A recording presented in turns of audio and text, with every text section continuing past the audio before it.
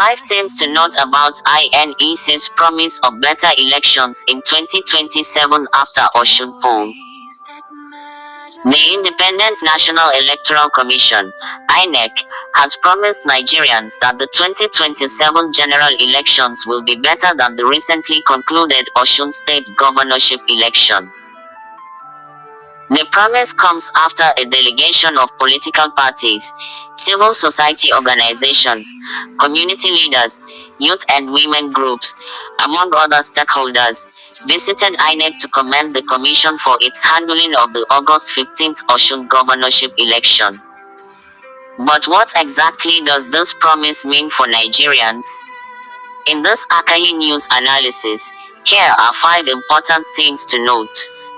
1. INEC says the Osun election has provided a foundation for 2027. The first major point is that INEC is presenting the Osun election as an experience from which it can build. According to the Commission, elections conducted over time have continued to improve, and it intends to build on what happened in Osun. INEC's representative, Sam Olumekun Haruna, said the Commission remains committed to free, fair and credible elections and promised that the next general election would improve on the Osun experience. This is significant because the 2027 election will be much larger and politically more consequential than a single state governorship election. So, if INEC genuinely wants to improve, Osun must become a lesson, not merely a success story to celebrate. 2. The commendation from stakeholders is important, but not enough. The second thing to note is that the stakeholders who visited INEC did not go there to protest. They reportedly came to commend the Commission for its handling of the Osun election and said the process had helped to renew confidence in Nigeria's electoral system. That is certainly encouraging. But here is where we must apply critical thinking. One relatively successful election cannot by itself prove that Nigeria's electoral problems have been completely solved. The real test will come when INEC conducts elections involving more states, more candidates, greater political tension and a much larger electorate. Therefore, commendation should encourage INEC, but it should not make the Commission complacent. 3. INEC must take the lessons of Osun into the 2027 election. This is perhaps the most important issue. INEC has promised improvement. Now Nigerians will want to know, what exactly will be improved? The Commission must examine every stage of the Osun election, from voter accreditation and logistics to security, results management, technology and communication with political parties and voters. INEC had previously acknowledged that technical difficulties affected the electronic transmission of results during the 2023 presidential election and said it had learnt lessons and improved its operations. That means 2027 should not simply be about making another promise. It should be about demonstrating measurable improvement. 4. 2027 will put INEC under much greater pressure. Let's be realistic. The 2027 general election will involve the presidential election, National Assembly elections and subsequent governorship and state assembly elections. The political stakes will therefore be considerably higher. The contest will attract intense attention from political parties, candidates, civil society groups, observers and millions of Nigerian voters. That means whatever worked in Osun will need to be scaled up successfully. And whatever problems occurred in Osun must be identified and corrected before 2027. This is where INEC's promise will face its greatest test. Can the Commission maintain credibility when the political pressure becomes much stronger? That is the question Nigerians should be asking. 5. The ultimate judge will be the Nigerian voter. Finally, the most important stakeholder in Nigeria's elections is not INEC, not the political parties and not even the candidates. It is the voter. Nigerians want to believe that their votes matter. They want elections where people can vote freely, where results reflect the ballots cast and where legitimate disputes can be resolved through lawful channels. The Osun experience appears to have given some stakeholders renewed confidence in the electoral process. But confidence must be sustained. If INEC can conduct a credible 2027 election, it will strengthen public trust in Nigerian democracy. If the commission fails, the consequences could be much bigger because the 2027 election will attract enormous national attention. Akahi News Analysis. So, what should Nigerians take away from this development? INEC deserves encouragement for promising to improve, but it must also be held accountable for delivering on that promise. The Commission's commitment to build on the Osun experience is positive. But Nigerians should not judge INEC by its press statements. They should judge it by what happens at the polling unit. Can voters cast their ballots without intimidation? Can electoral officials arrive on time? Can technology work effectively? Can results be managed transparently? Can political parties trust the process? And most importantly, can Nigerians believe that their votes will genuinely determine who wins? Those are the questions that will ultimately determine whether the 2027 elections are better. The Osun election has now become a reference point. INEC says it will do better. The challenge is no longer making the promise. The challenge is keeping it. And as Nigeria moves towards 2027, Nigerians should watch not only the politicians, but also the electoral umpire. Because a credible election is not a favor to any political party. It is a duty to the Nigerian people. For more on this, visit www.akahinews.org. 5 things to note about Adeleke congratulating new head of service Abel Eniton. Governor Ademola Adeleke of Osun State has congratulated Mr. Abel Eniton, an indigene of Osun State, following his appointment as the new head of the Civil Service of the Federation. The development is attracting attention because Eniton's appointment places an Osun indigene in one of the most important administrative positions in Nigeria. So, in this Akahi News analysis, here are 5 things to note. 1. Abel Eniton is now the head of the Civil Service of the Federation. The first thing Nigerians should understand is the significance of the position. Abel Eniton has been appointed as the new head of the Civil Service of the Federation. This is not the same as being the head of service of Osun State. The appointment is at the federal level, meaning Eniton will occupy a critical position within Nigeria's federal civil service. That makes his appointment significant not only to Osun State but to the entire country. 2. Adeleke is celebrating an Osun indigene reaching a major national position. Governor Adeleke described Eniton as an indigene of Osun State and congratulated him on the appointment. This is important because appointments to major federal positions involving people from a particular state often attract interest from the state government and residents. For Osun, having one of its indigenes occupy such a senior position at the federal level can be seen as a source of pride. But beyond state pride, the bigger issue should be competence and performance. The most important question should not simply be where Eniton comes from, but what he will bring to the Nigerian public service. 3. The appointment comes at an important time for Nigeria's civil service. Nigeria's public service is facing enormous expectations. Citizens want government institutions to become more efficient, less bureaucratic and more responsive. They also want government policies to move from paper to actual implementation. Therefore, the head of the civil service of the Federation has a major responsibility.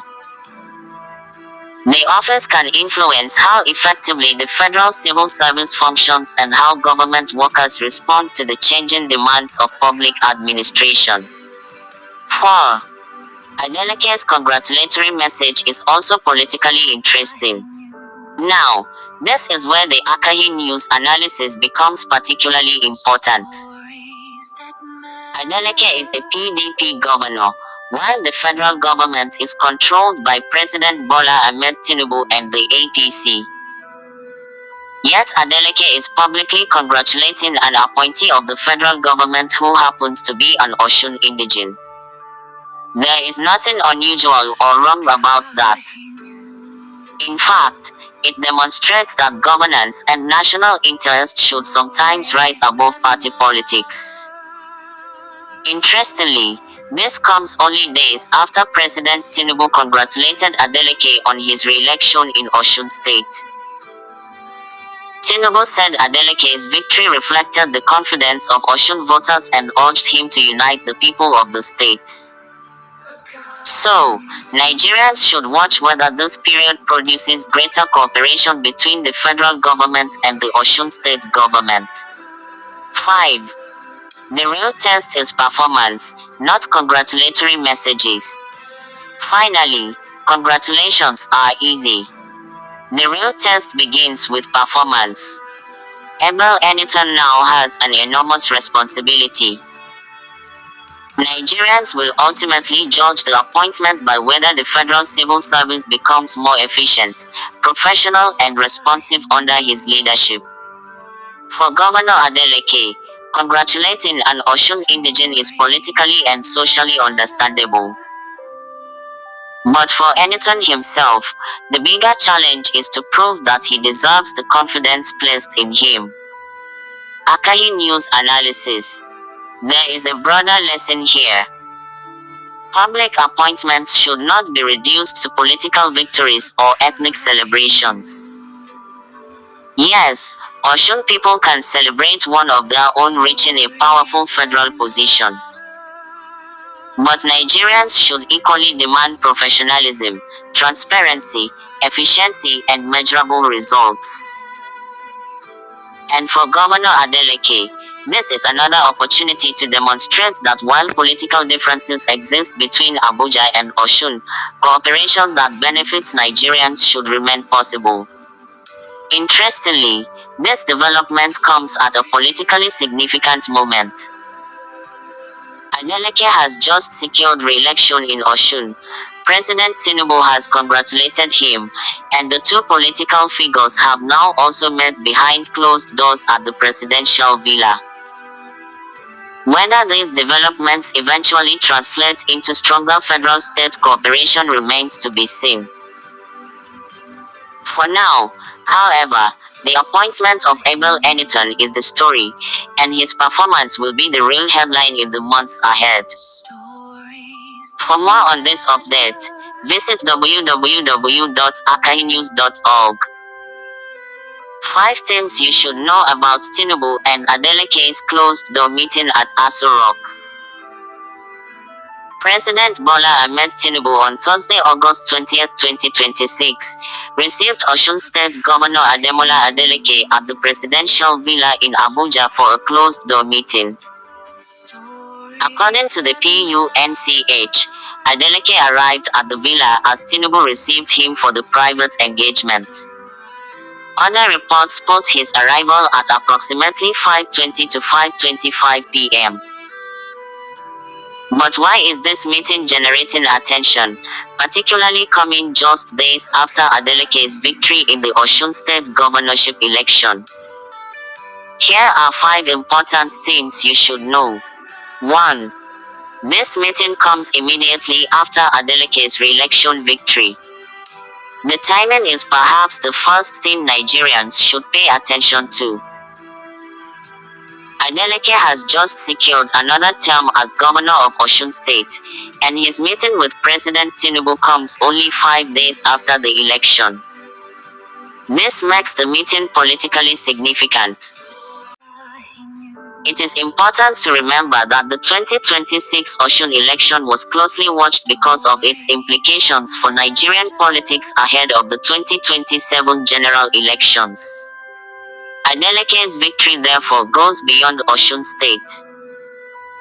It has become part of the larger political conversation about alliances, opposition politics, the strength of the ruling APC and what could happen in 2027. 2. The meeting is taking place as 2027 politics officially gathers momentum. Another important factor is the political calendar.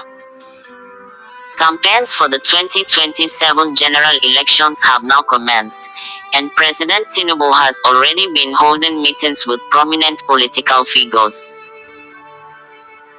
For example, The Punch reported that Tinubu held closed-door meetings with senior political figures, including Senate President Godswill Akpabio, around the commencement of the 2027 political season. So, Adeleke's visit cannot be viewed entirely in isolation from the wider political environment. However, we must be careful here. There is currently no official information establishing that Tinubu and Adeleke discussed 2027 political strategy during this particular meeting. That distinction is important. A closed-door meeting does not automatically mean a political deal has been reached. 3. Tinubu and Adeleke belong to opposing political camps. This is perhaps what makes the meeting particularly interesting. President Tinubu is the leader of the ruling APC political establishment, while Governor Adeleke is a prominent PDP governor. Their political camps have frequently competed against one another. Yet, politics does not always mean permanent confrontation. A president can meet a governor from another political party because both occupy important constitutional and political positions. This is where Nigerians should look beyond party labels. Osun State is part of the Nigerian Federation, and the federal government and state governments must interact regardless of political affiliation. Therefore, this meeting could potentially involve governance, federal-state relations, development issues, security, political reconciliation, or simply a courtesy engagement. Until the presidency or Adeleke's camp discloses the agenda, anything more specific remains speculation. 4. The biggest question is, what was discussed behind closed doors? This is where the real mystery lies. As of the reports available at the time of publication, the specific agenda of the meeting had not been made public. That means Nigerians should be cautious about social media claims suggesting that a particular political agreement has already been reached. Could they have discussed Osun State? Possibly. Could they have discussed national politics? Possibly. Could the conversation have touched on 2027? It is also possible. But none of this should be presented as established fact without confirmation. And this is one of the most important lessons from political reporting.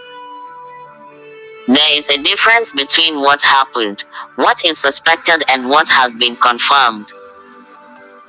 What we know is that Tinubu received Adeleke at Aso Rock for a closed-door meeting. What was said inside the room remains undisclosed. 5. The meeting could become politically important depending on what happens next. Finally, Nigerians should watch what follows this meeting. A single meeting does not necessarily change Nigeria's political landscape. But subsequent events could give us clues about its significance. Will there be an official statement? Will Adeleke reveal what was discussed? Will there be greater cooperation between the federal government and Osun State? Could the relationship between the two political camps become less confrontational? Or was this simply a routine meeting between the president and the state governor? Those are the questions that deserve attention.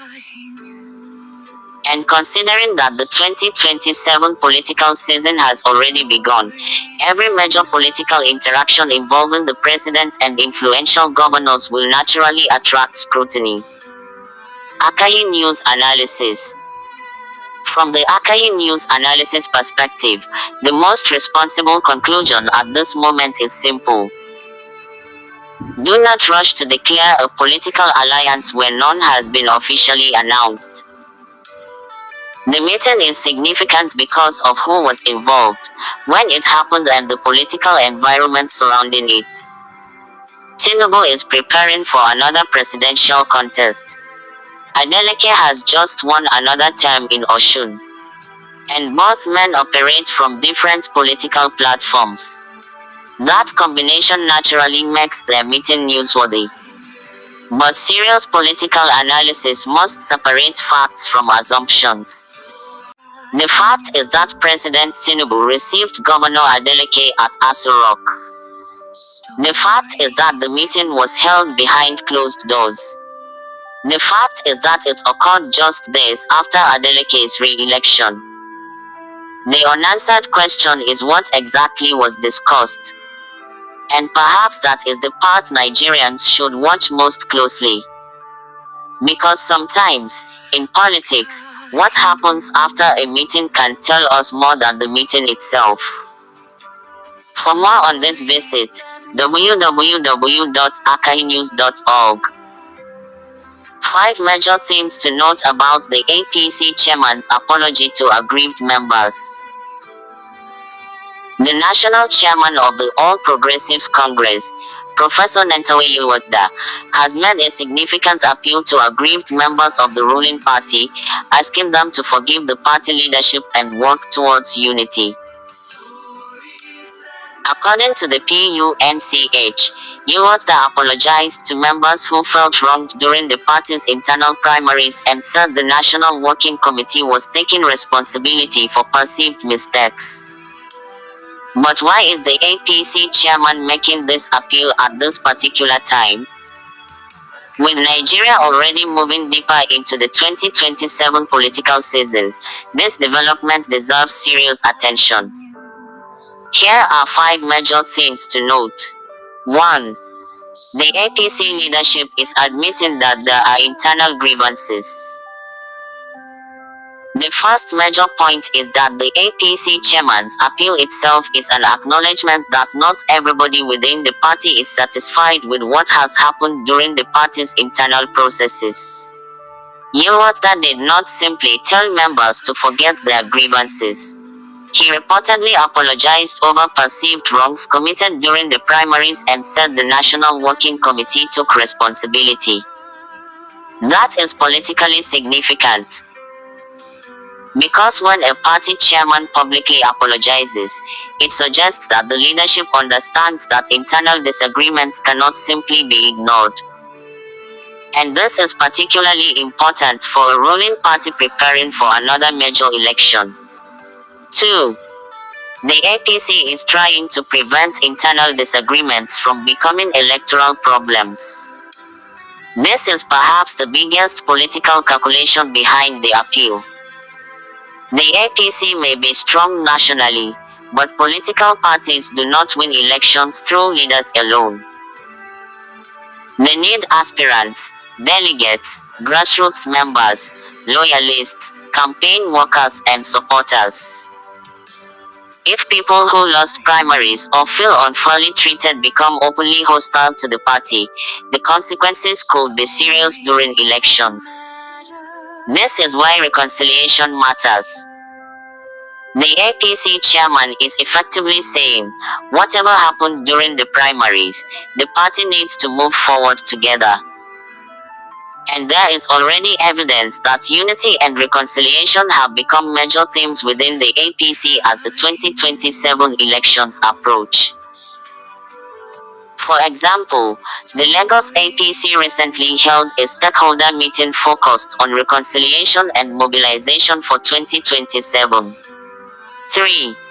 But an apology is only the beginning, not the solution. This is where the Akahi news analysis must be critical. An apology is important, but an apology alone cannot solve political grievances. If a member believes he or she was unfairly denied a ticket, excluded from a process or treated improperly, that person may want more than words. They may want justice, compensation, recognition, inclusion, or a review of what happened. Therefore, the APC leadership must go beyond saying, "We are sorry." The party needs to create credible mechanisms through which genuine grievances can be examined and, when necessary, addressed. Otherwise, the same problems could return during the general elections. 4. The timing is extremely important because 2027 is approaching. Let's not forget the bigger picture. Nigeria is already entering the political season leading to the 2027 general elections.